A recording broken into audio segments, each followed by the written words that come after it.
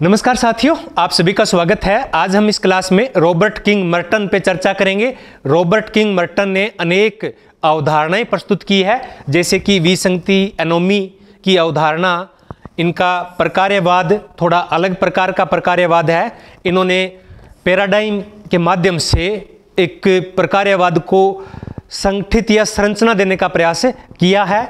इन्होंने मध्यवर्ती सीमा सिद्धांत प्रस्तुत किए हैं, संदर्भ समूह की अवधारणा प्रस्तुत की है, और इन सब से पहले इनके सिद्धांत है ये विसंगति का प्रकार्यवाद, मध्यवर्ती संदर्भ समूह की अवधारणा। इनसे पहले एक नज़र हम इनके जीवन परिचय पे डाल लेते हैं। इनका जन्म 7 जुलाई 1910 को अमेरिका के अंदर हुआ था, और इनकी जो जीवन यात्रा थी वो 23 फरवरी 2003 तक चली थी। ये पार्सन्स के शिष्य थे। किनके शिष्य थे? पार्सन्स के शिष्य थे। और उसके बाद में थोड़े ही दिनों में इन्होंने शेरोकिन के शिष्य भी रहे, और बाद में वो शेरोकिन के सहयोगी भी रहे। कौन? मर्टन। और मर्टन ने हार्वर्ड विश्वविद्यालय से अपना पीएचडी था वो पूरा किया, अपना शोध कार्य पूरा किया। यहाँ इन्होंने 1932 के अंदर एमए किया था, और उसके बाद में इन्होंने पीएचडी किया था। और 1930 के लगभग शेरोकिन है वो इस विश्वविद्यालय में, हार्वर्ड विश्वविद्यालय से में आ गए थे। यानी इन सब का संबंध है वो हार्वर्ड विश्वविद्यालय से रहा है। पार्सन्स और शेरोकिन ने वहाँ पर पढ़ाया है, मर्टन वहाँ पर पढ़े हैं। और मर्टन का जो कार्य क्षेत्र है वो हार्वर्ड विश्वविद्यालय नहीं है। कौन सा है? कोलंबिया विश्वविद्यालय। कौन सा है? कोलंबिया विश्वविद्यालय। 1941 में इन्होंने यहाँ पे अध्यापन कार्य प्रारंभ किया था, और सेवानिवृत्ति तक वो यहीं पर अध्यापन कार्य करवाते रहे। ये प्रकार्यवादी विचारक माने जाते हैं, लेकिन इन्होंने अपने गुरु पार्सन्स का जो प्रकार्यवाद था उसको सिरे से नकार दिया, उसकी आलोचना की, और कहा कि समाजशास्त्र अभी इतना परिपक्व नहीं हुआ है कि वो वृहत या बड़े सिद्धांतों को, महान या ग्रांट जो थियरी है उनको एक्सेप्ट कर ले। किसी एक सिद्धांत के जरिए हम दुनिया के सभी समाजों का अध्ययन नहीं कर सकते।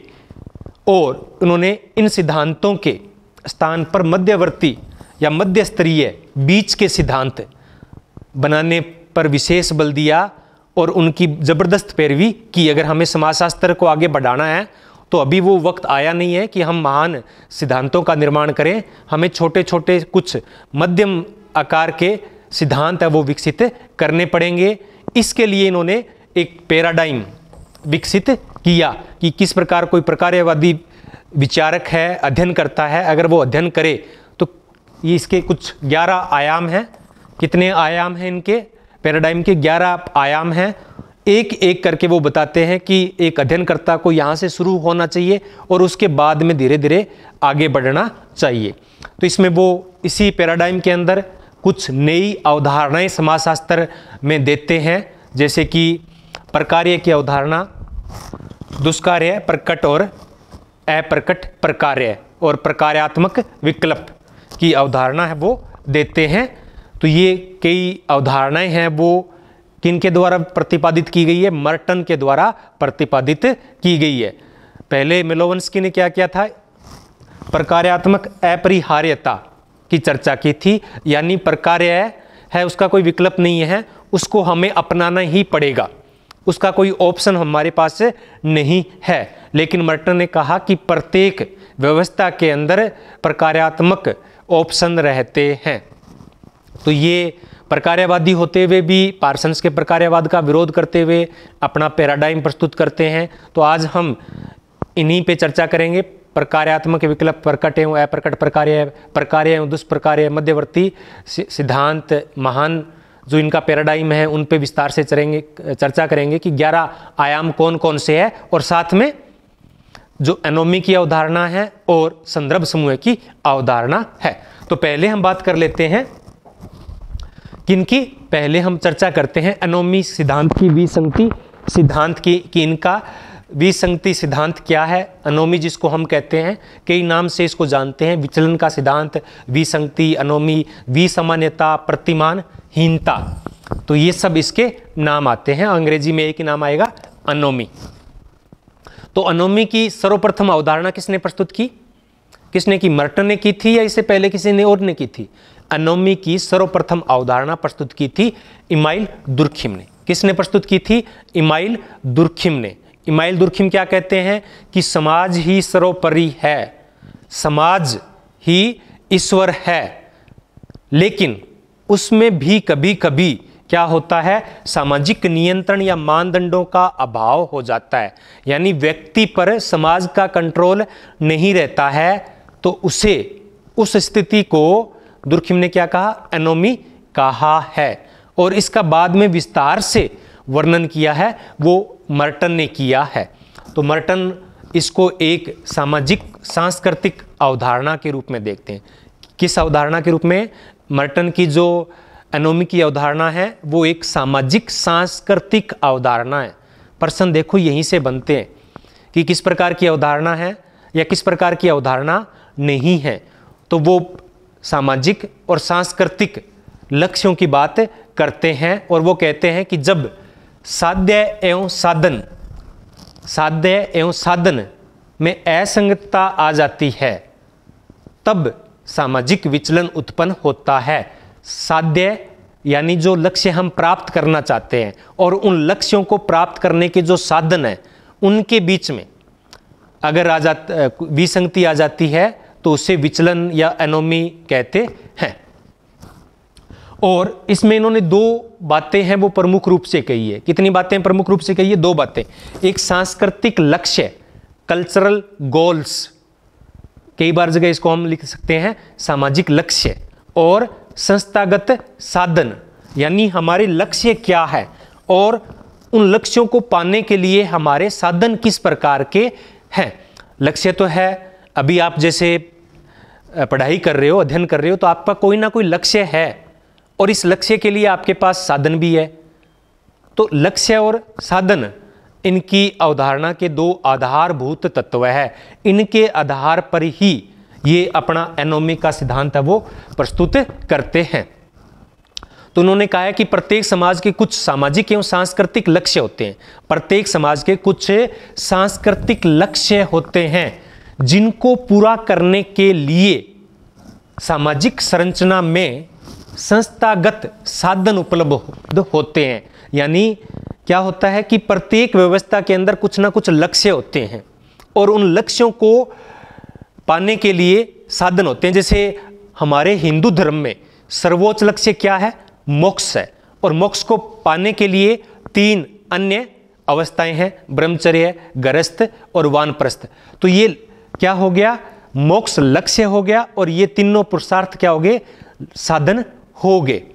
अगर इनके मध्य असंतुलन उत्पन्न हो जाता है, संतुलन भंग हो जाता है सांस्कृतिक लक्ष्य और संस्थागत साधनों में, तब विसंगति की स्थिति उत्पन्न होती है, तब प्रतिमानहीनता उत्पन्न होती है, तब उसको हम अनोमी कहते हैं। और मर्टन क्या कहते हैं कि विसंगति है वो सामाजिक संरचना में ही निहित होती है। विसंगति सामाजिक संरचना में ही निहित होती है। तो इसके लिए वो एक्सप्लेन करने के लिए क्या करते हैं? गणितीय चिन्हों का प्रयोग करते हैं। क्या करते हैं? मैथमेटिकल जो चिन्ह हैं उनका प्रयोग वो करते हैं। तो इन्होंने कुल 5 अवस्थाएं बताई है, 5 दशाएं बताई है, 5 प्रत्युत्तर बताए हैं कि इस लक्ष्य को पाने के लिए साधनों के कौन कौन से दशा हो सकती है। तो प्रथम को अगर छोड़ दे, प्रथम को इन्होंने क्या कहा है? अनुकूलन का है। क्या कहा है? अनुकूलन। अनुकूलन का विपरीत शब्द क्या हो जाएगा? प्रतिकूलन या विचलन। विचलन, वी प्लस चलन, यानी जो समाज के अंदर चल रहा है उससे हटकर कर रहा है। अगर समाज में जो कुछ चल रहा है, समाज ने जो सांस्कृतिक लक्ष्य और साधन दिए हैं, अगर वो सब करते हैं तो वो चलन में है, लेकिन अगर उनसे हटकर कोई काम होता है तो उसको विचलन कहते हैं। तो 5 दशाएं बताई है कि दोनों में क्या क्या 5 दशाएं हो सकती है। अनुकूलन, नवाचार, संस्कारिता, प्रत्यावर्तन, विद्रोही, इन 5 को हम डिटेल में पढ़ेंगे। पहले इनका जो डायग्राम है उसको समझ लेते हैं, उसको समझ लेते हैं। यहां पर प्लस से मतलब होता है अनुकूलता और माइनस से मतलब है प्रतिकूलता। प्लस से मतलब है कि स्वीकृति और माइनस से मतलब है अस्वीकृति। तो पहले क्या बताया इन्होंने, अनुकूलन। अनुकूलन में सांस्कृतिक लक्ष्य है और संस्थागत साधनों में स्वीकृति होती है, दोनों में क्या होता है, अनुकूलता होती है। यानी उचित साधन के द्वारा उचित लक्ष्य को पाना। जैसे कि अभी राजस्थान के अंदर एक एग्जाम हुआ था सेकंड ग्रेड का, टीजीटी का, तो उसमें क्या है कि कुछ लोगों ने क्या किया, सेकंड ग्रेड टीचर बनने के लिए लक्ष्य क्या हो गया, टीचर बनना है। अब साधन क्या है कि जो स्टेट पीएससी है या यूजीसी नेट है वो एग्जाम करवाएगा, उसको आपको मेहनत करके पास करना पड़ेगा, फिर आप टीचर बन पाओगे। तो ये क्या हो गया, ये सांस्कृतिक लक्ष्य हो गया और परीक्षा क्या हो गई, संस्थागत साधन हो गए। तो उन लोगों ने क्या किया, कुछ लोगों ने कि सांस्कृतिक लक्ष्य को तो स्वीकार कर लिया कि हमें टीचर बनना है, लेकिन जो परीक्षा का साधन था भी सही तरीके से परीक्षा देंगे तो वो उन्होंने स्वीकार नहीं किया। तो जब दोनों में अनुकूलता होती है तब उसे हम अनुकूलन कहते हैं। दूसरा है नवाचार।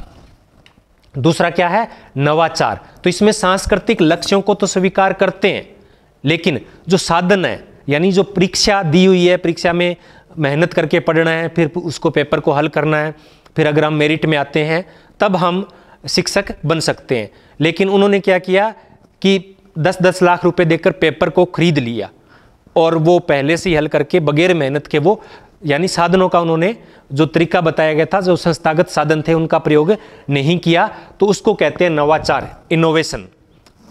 तो जैसे कि नकल करना या फिर करप्शन करना, कुछ और बहुत सारे नवाचार हो सकते हैं। तीसरा है संस्कारिता। क्या है, संस्कारिता। इनको डिटेल में हम अभी पढ़ने वाले हैं। संस्कारिता में क्या होता है कि लक्ष्यों को तो स्वीकार नहीं किया जाता है, साधनों को स्वीकार कर लिया जाता है। जैसे कि कोई सरकारी कर्मचारी होते हैं तो हम कई बार देखते हैं कि ऑफिस में जाते हैं तो हमारा कोई काम होता है, तो वो काम करवाने का, जैसे हमें जाति प्रमाण पत्र बनाना है या कुछ और काम करवाना है, तो उसका तरीका है, संस्थागत साधन उसके पास उपलब्ध है कि इस पहले इस स्टेज पे जाना पड़ेगा, दूसरे में इसमें, तीसरी स्टेज में इसमें, यानी साधन बने हुए हैं। तो वो स्टेज तो पार करते हैं, लेकिन लक्ष्य ये होता है कि जल्दी से जल्दी वो जाति प्रमाण पत्र अपने को बना के दें या हमारा काम करें, ये लक्ष्य है। लेकिन वो लक्ष्य को पूरा नहीं करते। लक्ष्य तो वो अस्वीकृत कर देते हैं, कोई बात नहीं, 3 दिन में काम है वो 30 दिन में हो जाएगा। इसलिए तो कहते हैं ना सरकारी के लिए कि 9 दिन में 2.5 कोर्स चलता है। जो सरकारी पत्र होता है वो 9 दिन में 2.5 कोर्स चलता है। एक टेबल से दूसरे टेबल में फाइल आने तक महीनों लग जाते हैं, दूरी कुछ भी नहीं होती है। लेकिन फिर वो क्या करते हैं, कई बार करप्शन करते हैं, पैसे मांगते हैं, तो वो नवाचार की श्रेणी में आ जाएगा। तो ये हो गया संस्कारिता, यानी सांस्कृतिक लक्ष्यों पर ध्यान नहीं देते हैं, संस्थागत साधनों पर ध्यान देते हैं। तीसरा है पर्यावर्तन। पर्यावर्तन में क्या है, ना तो व्यक्ति लक्ष्यों को स्वीकार करता है और ना ही उनके साधनों को स्वीकार करता है। जैसे कि कोई नशेड़ी है, बहुत ज़्यादा नशे का सेवन करता है, तो उसका लक्ष्य क्या है कि वो अपने परिवार का पालन पोषण करे, तो लेकिन वो परिवार का पालन पोषण नहीं कर रहा है, तो वो ना तो लक्ष्यों को प्राप्त कर रहा है, ना ही वो साधन, जिन साधनों से उसको परिवार का पालन पोषण करना चाहिए, ना ही वो उनको स्वीकार कर रहा है। एक स्टेज और आती है, 5वीं स्टेज है, वो है विद्रोही। विद्रोही हो जाना। क्या हो जाना, विद्रोही हो जाना। इसमें क्या करता है कि वो सांस्कृतिक लक्ष्यों को स्वीकार नहीं करता है और ना ही संस्थागत साधनों को स्वीकार करता है। वो अपने ने ही क्या कर लेता है, लक्ष्य बना लेता है और ने ही साधन बना लेता है। जो आपराधिक उपसंस्कृति होती है वो इसी होता है कि वो समाज की संस्कृति को अस्वीकार कर लेते हैं और अपनी ही नई संस्कृति विकसित कर लेते हैं, और उनको पाने के लिए, जैसे कि अमीरों को लूटना है या फिर फिरौती हासिल करना है, तो वो नए लक्ष्य बना लेते हैं और नए ही साधन विकसित कर लेते हैं। तो ये पहला अनुकूलन है, बाकी सब विचलन है। पहला अनुकूलन है, बाकी सब विचलन है, एनोमी की श्रेणी में आते हैं। अब क्या करता है कि ये 5 जो अवस्थाएं हैं वो कौन कौन सी है, तो हम पहले चर्चा कर चुके हैं, ज़्यादा एक्सप्लेन करने की आवश्यकता नहीं है। अनुकूलता, कन्फर्मिटी, सांस्कृतिक साधनों के माध्यम से सामाजिक लक्ष्यों को पाना, यानी कठोर मेहनत करके चीज़ों को हासिल करना। दूसरा है नवाचार, इनोवेशन। तो इसमें क्या है कि सांस्कृतिक लक्ष्य जो होते हैं उनको तो स्वीकार कर लिया जाता है, लेकिन जो साधन होते हैं उनको स्वीकार नहीं किया जाता है, गलत साधनों का प्रयोग है वो किया जाता है। तीसरा है कर्मकांडीय या संस्कारिता। तो इसमें क्या होता है कि व्यक्ति सांस्कृतिक साधनों को स्वीकार करता है लेकिन लक्ष्यों के प्रति उदासीन रहता है। फिर परिवर्तन या पलायनवादी, इसमें दोनों को ही अस्वीकार कर देता है। फिर विद्रोही, तो इसमें क्या होता है कि दोनों को अस्वीकार कर नए लक्ष्य और नए साधन विकसित कर लेता है, जैसे कि आतंकवाद है, नक्सलवाद है। तो ये एनोमी की अवधारणा थी। अब इनका सबसे महत्वपूर्ण सिद्धांत है प्रकार्यवाद। क्या है? प्रकार्यवाद।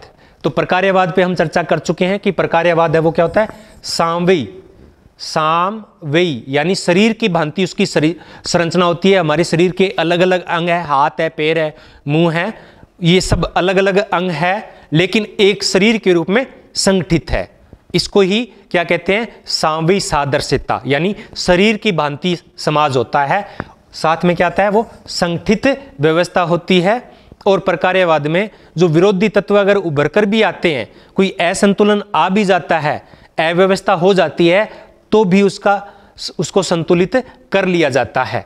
तो समाज की जो भी इकाई है उनमें समाज में उनका कोई ना कोई योगदान होता है, उसे ही प्रकार्य कहते हैं, उसे ही प्रकार्यवाद कहते हैं। जैसे हमारे जितने भी इकाइयां हैं शरीर की, वो सब शरीर को चलाए रखने के लिए कोई ना कोई योगदान दे रही है, इसे ही प्रकार्य कहते हैं। इससे पहले मेलोवंस्की एवं ब्राउन ने भी प्रकार्यवाद पे काफी कुछ लिखा है। इसका विश्लेषण मर्टन ने किया है और इनको फिर संशोधित किया है। पहले मेलोवंस्की और ब्राउन ने कौन कौन सी अवधारणाएं दी है, प्रकार्यात्मक एकता, प्रकार्यात्मक अपरिहार्यता और प्रकार्यात्मक सार्वभौमिकता।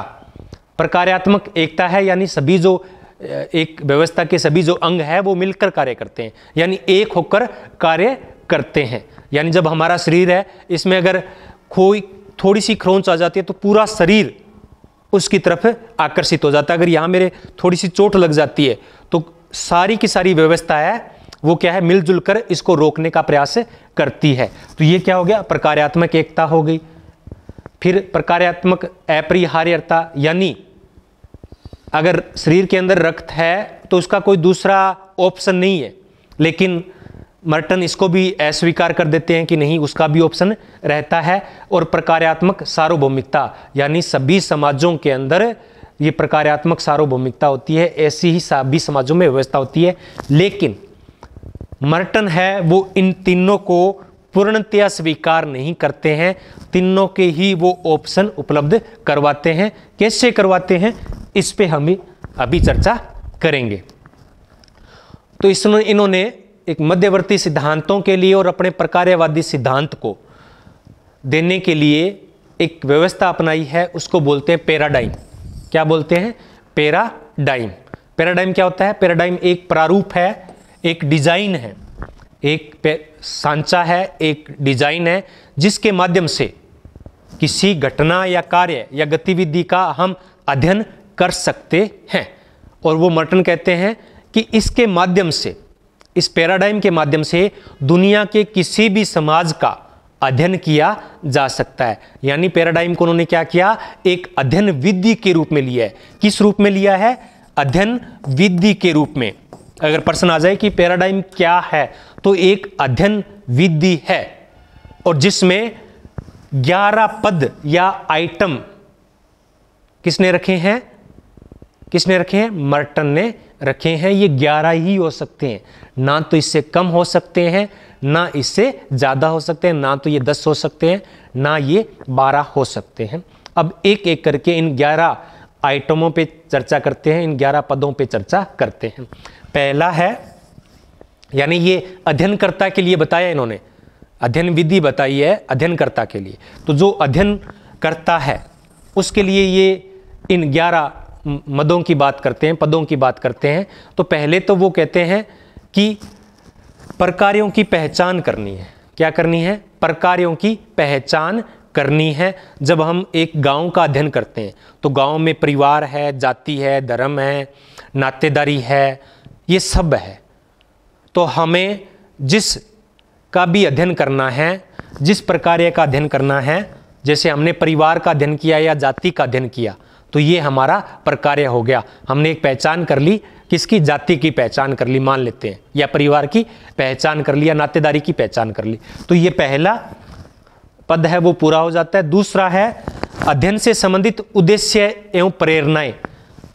तो जो हमने जैसे जाति को कर लिया या नातेदारी को हमने पहचान कर ली प्रकार्य के रूप में, अब होता है कि ये हम जाति का अध्ययन क्यों करना चाहते हैं, हमारे उद्देश्य क्या है, हम नातेदारी का अध्ययन क्यों करना चाहते हैं, हमारे उद्देश्य क्या है, इसके पीछे हमारे को कहाँ से मोटिवेशन मिलता है, हमारा मोटिव क्या है।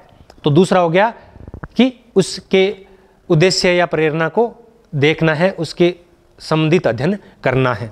आगे है प्रकार किस प्रकार किस भांति व्यवस्था को बनाए रखता है। तीसरी बात वो क्या कहते हैं कि जिस प्रकार की हमने पहचान की है वो किस प्रकार से व्यवस्था को बनाए रखना में योगदान देता है। जैसे जाति है या नातेदारी है, वो उस गांव की व्यवस्था में या पूरे समाज की व्यवस्था में उसका क्या योगदान है, वो किस प्रकार से व्यवस्था को बनाए रखने में सहयोग करती है। तो वो तीसरे मंद में ये करते हैं। इसी में वो प्रकार्य, दुष्प्रकार्य, प्रकट एवं अप्रकट प्रकार्य, इनकी चर्चा करते हैं। तो साथ में ही हम समझ लेते हैं, फिर हम चौथा जो आइटम है इनका उन पर चर्चा करेंगे। तो पहले जो तीसरे मंद के अंदर उन्होंने प्रकार्य एवं दुष्प्रकार्य की चर्चा की है, प्रकार्य एवं दुष्प्रकार्य की चर्चा इन्होंने तीसरे मंद में की है। तो एक बार इनको समझ लेते हैं, फिर हम वापस चौथे मंद पे जाएंगे। फंक्शन इसको कहते हैं और इसका अर्थ होता है कई अर्थ निकलते हैं, इसके कई अर्थ निकलते हैं। एक होता है परिणाम, फंक्शन का एक अर्थ होता है प्रकार्य का परिणाम क्या निकल के आ रहा है। तो प्रकार्य क्या है? तो प्रकार्य वे संस्थाएं, घटनाएं, गतिविधियां, कार्य जो सामाजिक व्यवस्था को बनाए रखने में सहायक होती है। तो ऐसी कोई भी घटना, कोई भी संस्था, जैसे हमने जाति की चर्चा कर रहे थे हम, तो जाति सामाजिक व्यवस्था को बनाए रखने के लिए क्या है? सहायक होती है। तो इसको हम क्या कह सकते हैं? प्रकार्य कह सकते हैं। यानी व्यवस्था से अनुकूलन करती है, तो वो क्या है? प्रकार्य है। अब इन्होंने प्रकार्य के 2 प्रकार बताए। कितने प्रकार बताए हैं? 2 प्रकार बताए हैं, प्रकट प्रकार्य और अप्रकट प्रकार्य। कौन कौन से? प्रकट प्रकार्य और अप्रकट प्रकार्य। जब कर्ता किसी क्रिया को सचेतन रूप से उनके परिणामों को जानते हुए क्रिया करता है तो उसे प्रकट प्रकार्य कहते हैं। जैसे कि अभी कोरोना आया था, सबने कोरोना वैक्सीन लगवाई थी, तो हम कोरोना वैक्सीन क्यों लगा रहे थे? ये कार्य हम क्यों कर रहे थे? ताकि हमको दोबारा से कोरोना ना हो। तो ये क्या हो गया? प्रकट प्रकार्य हो गया, मैनिफेस्ट हो गया। तो ये तो समझ में आता है। दूसरा है अप्रकट प्रकार्य, यानी अचेतन रूप से परिणामों से अनभिज्ञ रहते हुए परिणामों की जानकारी हमें नहीं होती है, तो वो किस में आते हैं? वो अप्रकट प्रकार्य में, या परछन प्रकार्य भी उसको कहते हैं, लेटेंट फंक्शन भी उनको कहते हैं। जैसे कि कोरोना की वैक्सीन लगाई, कोरोना नहीं होगा, ये तो हमारा प्रकट प्रकार्य हो गया। लेकिन कई लोगों से सुना कि उनके पैरों में दर्द था, घुटनों में दर्द था, वो सब खत्म हो गया, तो ये क्या हो गया? उसका अप्रकट प्रकार्य हो गया। अभी आप स्टडी कर रहे हो, किसके लिए कर रहे हो? किसी आप जैसे पीजीटी के लिए या एमपी टेट के लिए, नेट के लिए आप कर रहे हो।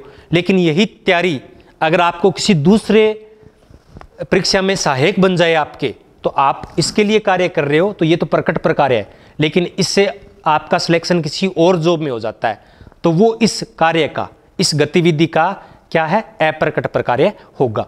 तो प्रकार्य है वो दो प्रकार के हैं, प्रकट और अप्रकट।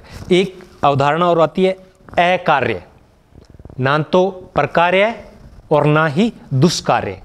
प्रकार्य सहयोग करते हैं, दुष्कार्य सहयोग नहीं करते हैं, विघटन उत्पन्न करते हैं। तो ऐसी गतिविधि जिनके होने से ना तो नुकसान होता है ना ही फायदा होता है, यानी व्यवस्था में कोई प्रभाव नहीं पड़ता। तो जैसे कि अभी आप पढ़ रहे हो, सो रहे हो, गा रहे हो, कुछ भी कर रहे हो आप, तो इसका व्यवस्था पे कोई प्रभाव नहीं पड़ रहा है। तो ये समाज के लिए क्या है, ना तो प्रकट प्रकार्य है, प्रकार्य है, ना ही दुष्कार्य। ये क्या हो जाएगा, अकार्य हो जाएगा। आगे है दुष्कार्य, डाइसफंक्शन। दुष्कार्य क्या होते हैं, तो ऐसी घटनाएं, संस्थाएं, क्रियाएं जो समाज के लिए हानिकारक होती है, तो उसे हम दुष्कार्य कहते हैं। मर्टन ने, पहले विचारकों ने जो प्रकार्यात्मक एकता की बात कही थी ना, हमने कही थी कि प्रकार्यात्मक एकता में संशोधन किया है, तो वो यही की है। वो कह रहे थे कि हमेशा जरूरी नहीं है कि प्रकार्य है वो एकता बनाए रखे। वो क्या कहते हैं कि सभी, जैसे हमारे शरीर के अंग है वो क्या है, हमेशा हमारा सहयोग करते हैं, शरीर के साथ असंगठित रहते हैं। लेकिन समाज पर यह बात लागू नहीं हो सकती है।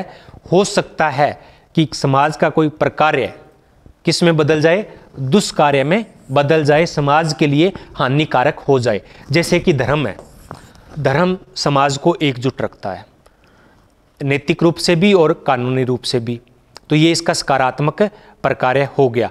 लेकिन कई बार धर्म के कारण दंगे भी हो जाते हैं, लोग मर जाते हैं, तो वो क्या है, इसका दुष्कार्य हो गया। यानी कोई जरूरी नहीं है कि एक जो तथ्य है वो सभी के लिए प्रकार्यात्मक हो सकता है वो किसी के लिए नुकसानदायक हो, दुष्कार्य के रूप में वो बदल सकता है। तो इन्होंने सकारात्मक प्रकार्यवाद की यहाँ आलोचना की है। इससे पहले ये बात किसी ने नहीं की थी, मर्टन ने पहली बार ये की है। तो इसलिए प्रकार्यात्मक एकता की बात को नकारते हैं। दूसरी इन्होंने बात कही थी प्रकार्यात्मक विकल्प, यानी फंक्शनल ऑप्शन। तो ये मर्टन है उसको किस में करते हैं, अपने 7वें मद में, 7वें आइटम के अंदर प्रकार्यात्मक विकल्पों की अवधारणा वो देते हैं। ये प्रकट और अप्रकट प्रकार्य या दुष्प्रकार्य किस में दी थी, तीसरे मद में दी थी। और ये किस में है, ये जो फंक्शनल ऑप्शनल है, ये अवधारणा किस में है, ये 7वें के अंदर है। यानी क्या होता है कि समाज में उपलब्ध वैकल्पिक संरचनाएं, समाज में उपलब्ध वैकल्पिक संरचनाएं जो उस सामाजिक व्यवस्था के विशिष्ट कार्य को पूरा कर सकती है, उस विशिष्ट कार्य को पूरा कर सकती है, तो उसे हम क्या कहते हैं, प्रकार्यात्मक विकल्प कहते हैं या फंक्शनल ऑप्शन कहते हैं। जैसे कि एक कार्य है, धर्म का कार्य है, विशिष्ट कार्य है कि वहाँ पे हम चढ़ावा चढ़ाते हैं, लेकिन चढ़ावा चढ़ाने के पास अपने पास ऑप्शन होते हैं कि हम क्या चढ़ाना चाहते हैं। हम बूंदी से भी काम चला सकते हैं, हम लड्डू भी चढ़ा सकते हैं, हम मोतीचूर के लड्डू भी चढ़ा सकते हैं। तो ये हमारे पास क्या है, ऑप्शन रहता है। भोजन, परिधान, इन सब के ऑप्शन हमारे पास रहते हैं कि ठीक है ये नहीं है तो इससे काम चला लो। तो ये बात भी सर्वप्रथम किसने कही, ये बात मर्टन कहते हैं, इससे पहले मर्टन नहीं कहते हैं। और ये किसके विपरीत हो जाएगा, प्रकार्यात्मक अपरिहार्यता के विपरीत हो जाएगा। तो यहाँ वो प्रकार्यात्मक एकता को नकार देते हैं, उसमें संशोधन कर देते हैं। यहाँ प्रकार्यात्मक अपरिहार्यता को नकार कर उसमें संशोधन कर देते हैं। तो ये तो हो गए 3 मद अपने, और 7वां भी हो गया। बाकी जैसे 4 नंबर में वो क्या कहते हैं, वो कहते हैं कि उन इकाइयों की पहचान करना जिनके लिए वो पद प्रकार्यात्मक है। क्या है, प्रकार्यात्मक है। जैसे जाति है, उनकी पहचान करना उन इकाइयों की जिनके लिए जाति क्या है, प्रकार्यात्मक है। क्योंकि जाति है कभी कभी नकारात्मक भी हो सकती है, उससे नुकसान भी हो सकते हैं। धर्म प्रकार्यात्मक है लेकिन वो कभी नुकसानदायक भी हो सकता है। तो उन इकाइयों की पहचान करना जिनके लिए वो पद प्रकार्यात्मक है। 5वां आइटम इन्होंने क्या लिया है कि उन प्रकारों की खोज जो व्यवस्था की आवश्यकता को पूरा करते हैं। प्रकारों की खोज करना जो व्यवस्था की आवश्यकताओं को पूरा करते हैं। अब जाति व्यवस्था की किस आवश्यकता को पूरा करती है? तो ये सामाजिक है, सांस्कृतिक व्यवस्था है और आर्थिक व्यवस्था भी है। तो इसकी हमें पहचान करनी है। 6 में वो क्या कहते हैं कि वह क्रियाविधि जिसके माध्यम से प्रकार्य संपन्न किए जाते हैं। क्रियाविधि यानी जाति है वो किस प्रकार से, किस माध्यम से प्रकार्य को संपन्न करती है, अपने जो उसके उद्देश्य है जाति के वो उनको पूरा करती है। 7वें पे हम चर्चा कर चुके हैं। 8वां है प्रक्रिया के लिए संरचनात्मक दबाव। तो वो क्या कहते हैं, फंक्शनल ऑप्शन तो रहते हैं भी। हमने सामाजिक सत्रीकरण की बात की, जाति आ गई, जाति के स्थान पे हमने वर्ग के आधार पे सामाजिक सत्रीकरण कर दिया। लेकिन ये क्या कहते हैं कि फिर भी व्यवस्था पे संरचनात्मक दबाव तो रहता ही रहता है। हम चाहे कोई भी ऑप्शन अपना लें, जैसे हम आर्थिक क्रिया कोई भी कर लें, अभी आपके पास है कि आप अपने परिवार का गुजारा कैसे करते हो। ऑप्शन क्या होगा आपके पास कि आप टीचिंग करवा सकते हो, आप कोई कहीं काम कर सकते हो, तो ऑप्शन आपके पास है। लेकिन जहां भी आप जाओगे, जो भी ऑप्शन ग्रहण करोगे, उसमें कुछ ना कुछ तो दबाव होगा। अब आप सोचते होंगे कि ठीक है जॉब लग जाएगी, लेकिन जॉब लगेंगे तो जॉब की कोई ना कोई क्या होगी, दबाव उसका रहेगा। तो दुर्खिम इसे सामाजिक तथ्य कहते हैं। और जो विशेषताएं बताई थी ना दुर्खिम ने, कौन कौन सी, बाह्यता, बाध्यता और सामान्यता, वो यहाँ पर भी लागू होती है। गतिशीलता एवं परिवर्तन, वो कहते हैं कि प्रकार्य जो है, जैसे हमने जाति की बात की, तो उसमें गतिशीलता और परिवर्तन होता रहता है। प्रकार्यवाद पे सबसे बड़ा आरोप यही लगता है कि ये परिवर्तन को स्वीकार नहीं करते हैं, ये यथास्थितिवादी होते हैं, व्यवस्था को ज्यों का त्यों बनाए रखने के हिमायती होते हैं। लेकिन मर्टन कहते हैं कि नहीं, गतिशीलता होती है, परिवर्तन होते हैं। अगर गतिशीलता और परिवर्तन नहीं होगी तो वो प्रकार्य वहीं समाप्त हो जाएगा। यानी हम जाति की बात करें, जाति के अंदर गतिशीलता और परिवर्तन है। अगर इनमें जाति के अंदर गतिशीलता और परिवर्तन नहीं होता तो जाति कब की समाप्त हो चुकी होती। 10वें में वो क्या करते हैं, प्रकार्यात्मक मान्यताओं की पूर्ति का युक्ति युक्त प्रमाणीकरण, यानी कार्य है वो किस प्रकार से संपादित होता है। और 11वां है प्रकार्यात्मक विश्लेषण से जुड़ी हुई वैचारिक समस्याएं। यानी ऐसा नहीं है कि ये 11 क्या 11 आइटम अपना लिए तो वो वैचारिक समस्याओं से अलग रहेगा। वैचारिक समस्याएं तो उनको वहाँ भी आएगी। जब ये 11 एक पैराडाइम से कार्य करेगा तो उसमें वैचारिक समस्याएं आएगी। अगर वो किसी धर्म विशेष को करता है, वो किसी राजनीतिक व्यवस्था को सपोर्ट करता है, उसके जो मन विचार हैं वो उसको प्रभावित करेंगे ही करेंगे। उनका समावेश तो इसके अंदर भी होगा ही होगा। तो ये इनका सिद्धांत हो गया। आगे है मध्यवर्ती सिद्धांत। मध्यवर्ती सिद्धांत क्या होते हैं कि 2 प्रकार के सिद्धांत की चर्चा है वो मर्टन करते हैं। एक वृहद या ग्रांड थियरी या सार्वभौतिक या प्राकृतिक जो सिद्धांतों पर विकसित सिद्धांत होते हैं वो, और दूसरे कौन से हैं, अति सीमित बहुत ही छोटे सिद्धांत, लघु सिद्धांत होते हैं। तो ये ना तो ये कहते हैं कि ये कोई काम के हैं और ना ही समाजशास्त्र अभी तक इतना विकसित हुआ है कि इनको निर्मित किया जा सके। तो अभी मध्यम मार्ग, महात्मा बुद्ध वाला मार्ग, मध्यम मार्ग का सिद्धांत इन्होंने दिया था कि बीच के मध्यम मार्ग अपनाना चाहिए। तो वे सिद्धांत जो सामान्य सिद्धांत यानी बड़े सिद्धांत और कार्यकारी परिकल्पनाएं, क्योंकि जो अति सीमित या लघु सिद्धांत होते हैं वो क्या होते हैं, परिकल्पनाओं के हाइपोथेसिस के समान ही होते हैं, वो अभी तक विकसित नहीं होते हैं। तो ये जो मध्यम सिद्धांत होते हैं ये दोनों के बीच की अवस्था है। ये वृहद सिद्धांत और प्राकल्पना हाइपोथेसिस के बीच खाई को पाटने का कार्य करते हैं। जैसे कि इमाइल दुर्खिम का आत्महत्या का सिद्धांत है, और ये इन्होंने जितने सिद्धांत दिए हैं मर्टन ने, ये सब मध्यवर्ती सिद्धांतों की श्रेणी में आते हैं। जैसे कि संदर्भ समूह की अवधारणा हो गई, इनका एनोमी का सिद्धांत हो गया, ये तो मध्यमवर्ती या मध्यम मार्ग के सिद्धांत है। और जो पार्सन्स ने दिया था इसको उन्होंने कहा था कि दर्शन की एक पद्धति है, सिद्धांत नहीं है। ये जो सामाजिक व्यवस्था का सिद्धांत था उसको क्या कहा कि दर्शन की एक पद्धति है। प्रश्न आ जाए कि पार्सन्स के सामाजिक व्यवस्था सिद्धांत को दर्शन की एक पद्धति किसने कहा, तो किसने कहा? मर्टन ने कहा। और इसके लिए 11 सूत्रीय पैराडाइम जो विकसित किया था, जिसकी हम चर्चा कर चुके हैं। अब आगे आता है संदर्भ समूह की अवधारणा। तो ये सापेक्षिक वंचन के आधार पर निर्मित होते हैं। संदर्भ समूह सापेक्षित वंचित, यानी आपके 2 भाई बहन हैं या जितने भी रिश्तेदार हैं, कुछ और है, तो वो तो आपसे आगे चले जाते हैं, आप उनसे पीछे रहते हो, तो आप क्या कहते हो? आप सापेक्षित रूप से उनसे वंचित रह गए। वो आगे चले गए और आप वंचित रह गए। आप जिनके जैसा बनना चाहते हैं ना, बन नहीं पाते हैं।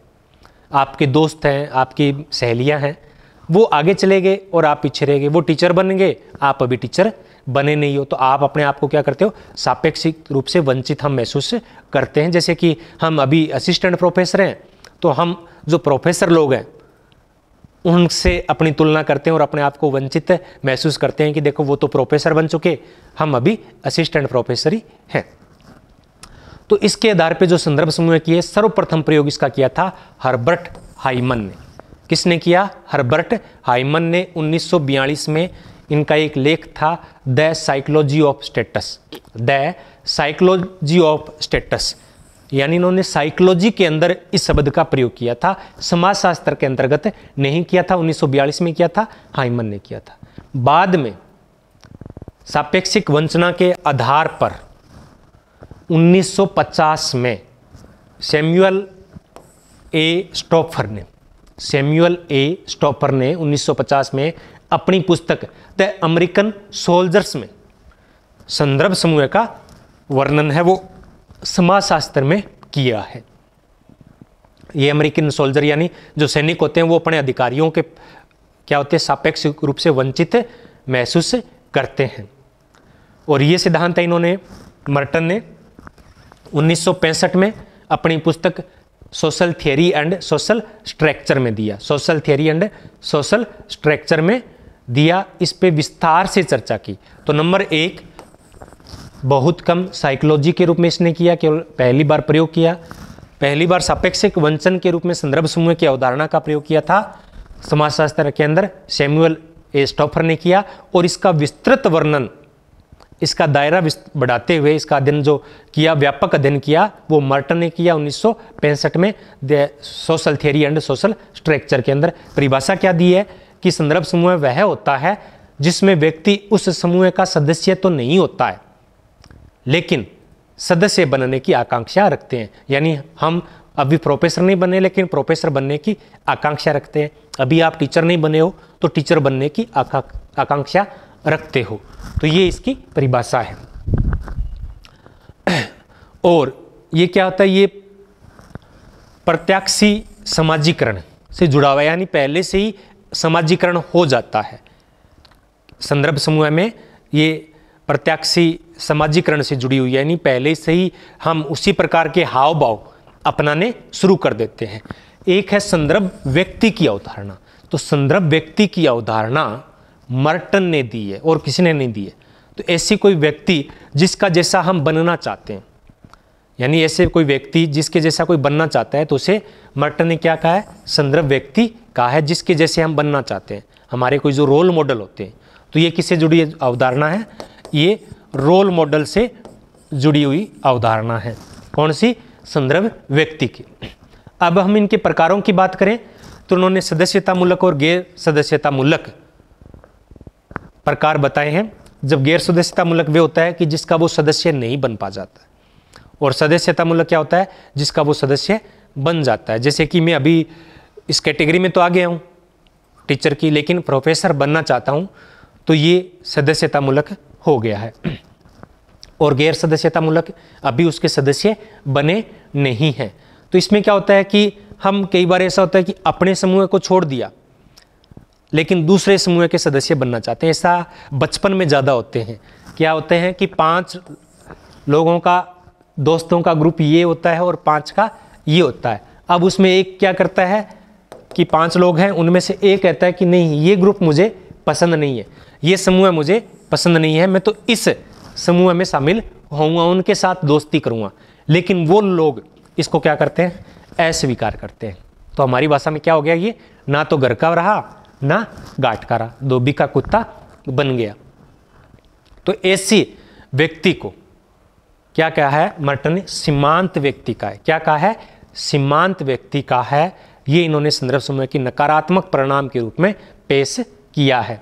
एक सकारात्मक और नकारात्मक संदर्भ समूह में बताएं। सकारात्मक वे होते हैं जिसके जैसा हम बनना चाहते हैं, नकारात्मक वे होते हैं जिनके जैसा हम कभी नहीं बनना चाहते, जिस समूह में हम कभी शामिल नहीं होना चाहते, वो नकारात्मक में आते हैं। भारत में दो लोगों ने इसका विश्लेषण किया है संदर्भ समूह का, एक वाई.बी. दामले ने और दूसरा O.M. लिंच ने। किसने, O.M. लिंच ने अपनी पुस्तक द पॉलिटिक्स ऑफ अनटचेबिलिटी में इन्होंने आगरा के आसपास जो जाटो जाति है उसके आधार पे इन्होंने इसका विश्लेषण किया है गतिशीलता का। यानी ये जाटो है वो क्या होते हैं, अपने से जो उच्च जातियां हैं उनका सदस्य बनना चाहते हैं, उनके ग्रुप में शामिल होना चाहती है, अभी उनके शामिल नहीं है। तो इसका विश्लेषण किया। और ये संस्कृतिकरण भी यही है, भी कोई जाति है वो अपने से उच्च जाति के रीति रिवाजों का यानी उसमें शामिल होना चाहती है। तो संस्कृतिकरण की अवधारणा भी संदर्भ समूह से संबंधित है। तो यहाँ से प्रश्न है वो बन सकते हैं, इससे प्रश्न है वो बन सकते हैं। अब एक नज़र इनकी पुस्तकों पे डाल लेते हैं। तो इनकी प्रमुख पुस्तक है science technology and society, science technology and society in 7th century England 1938 के अंदर। ये इनकी प्रथम पुस्तक है। कौन सी पुस्तक है, प्रथम पुस्तक है। इनकी सबसे महत्वपूर्ण पुस्तक है वो है social theory and social structure, social theory and social structure, जिसमें वो मध्यवर्ती सिद्धांत और जो इन्होंने संरचनात्मक प्रकार्यवाद का जो पैराडाइम बनाया था, संरचनात्मक प्रकार्यवाद का जो पैराडाइम प्रस्तुत किया था वो इसी पुस्तक में इन्होंने दिया था, social theory and social structure. कुछ पुस्तकें और है जो कम महत्वपूर्ण है। Social theory and social structure 1949 के अंदर आई थी, बाद में इसके 1958 और 1967, 1958 शायद 57-58 है, फिर 1968 के अंदर इनके पुनः ये संशोधित हुई थी। तो ये अगली पुस्तक है इनकी फोक्स्ड इंटरव्यू, फोक्स्ड इंटरव्यू 1956 में, commentary social problem with Nisbet 1961 के अंदर, on the shoulders of giants 1965 के अंदर, द सोशियोलॉजी ऑफ साइंस यानी विज्ञान का समाजशास्त्र, ये भी महत्वपूर्ण है, द सोशियोलॉजी ऑफ साइंस 1973, और social structure and anomie, social structure and anomie. तो ये इनकी प्रमुख पुस्तकें हैं। और अब मैं जिस ऐप की बात है वो 2-3 दिनों से कर रहा था, तो वो ऐप है वो तैयार हो चुका है। अभी हमने MP टेट का जो कोर्स है वो उस पर अपलोड कर दिया है। तो इसमें MP टेट के जितने भी उनके टॉपिक हैं उन सब के वीडियो क्लासेज, उन सब की PDF और उन टॉपिक्स के जो टेस्ट हैं, उनके टेस्ट हैं वो उस ऐप में उपलब्ध हो जाएंगे। तो जो कोई भी उनको देखना चाहता है तो उसका नाम मात्र का कुछ शुल्क रहेगा, वो आपको अटेंड करके आप MP टेट का भी कोर्स है वो ले सकते हैं। नेट के लिए, UPPGT के लिए, सेट के लिए अभी 2-3 दिन के अंदर ही हम जारी कर देंगे। तो इसमें क्या होता है, वीडियोज़ होंगे YouTube वाले, उनकी PDF होगी और उन टॉपिक्स के टेस्ट होंगे, और पुराने क्वेश्चन पेपर आप एज ए टेस्ट के रूप में जिस प्रकार से एग्ज़ाम में देते हैं उसी प्रकार से उनको वहाँ पे हल करके दे सकते हैं। ये 3 चीज़ें वहाँ पर आपको उपलब्ध रहेगी। उसका लिंक है वो मैं अभी इस क्लास के डिस्क्रिप्शन में आपको शेयर कर दूंगा, तो वहाँ आप जाकर डाउनलोड कर सकते हैं। तो 3 चीज़ें बताई है वही है, चौथी कोई चीज़ उसके अंदर नहीं है। मतलब कुछ ऐसा नहीं है कि मैं बहुत ज़्यादा उसमें एक्सप्लेन आपको करूं। तो आप चाहो तो YouTube के माध्यम से भी अपने नोट्स बना के तैयारी कर सकते हैं, और चाहे तो आप वहाँ कर सकते हैं, कुछ ज़्यादा शुल्क वहाँ पे नहीं रखा है। तो क्या चीज़ें आपको वहाँ पर मिलेगी? नंबर 1 जो क्लासेज है YouTube के वो वीडियोज़ है वो, नंबर 1। नंबर 2 जो उनकी PDF है वो, और नंबर 3 टेस्ट और ओल्ड क्वेश्चन पेपर। 3 चीज़ें वहाँ पर उपलब्ध रहेगी। जैसे जैसे YouTube पे वीडियो बनते जाएंगे वो वहाँ पर अपलोड होते रहेंगे, PDF होती जाएगी, और उनके टेस्ट वहाँ पर आपको उपलब्ध होते रहेंगे। तो इतना ही ये 3 ही चीज़ है। तो अगर आपकी इच्छा है कि आप वो वहाँ पर जाकर टेस्ट देना चाहें, PDF देखना चाहें या वीडियो देखना चाहें, तो आप वो ऐप खरीद सकते हैं। अगर आप नहीं देखना चाहें तो अपनी YouTube पे तो क्लास है वो कंटिन्यू रहेगी, यहाँ पर बंद होने वाली नहीं है। तो ये आप पे डिपेंड करता है कि उसका जो चार्ज है वो 500 रुपये रहेगा। कितना रहेगा? 500 रुपये। जो प्रारंभिक 100 स्टूडेंट होंगे, पहले 100 स्टूडेंट पे जो चार्ज है वो केवल 500 रुपये रहेगा। उसके बाद में चार्ज है वो बढ़ जाएगा उसका, क्योंकि उसमें जब हम टेस्ट बनाते हैं तो इसके लिए कुछ अलग से हमें करना पड़ता है।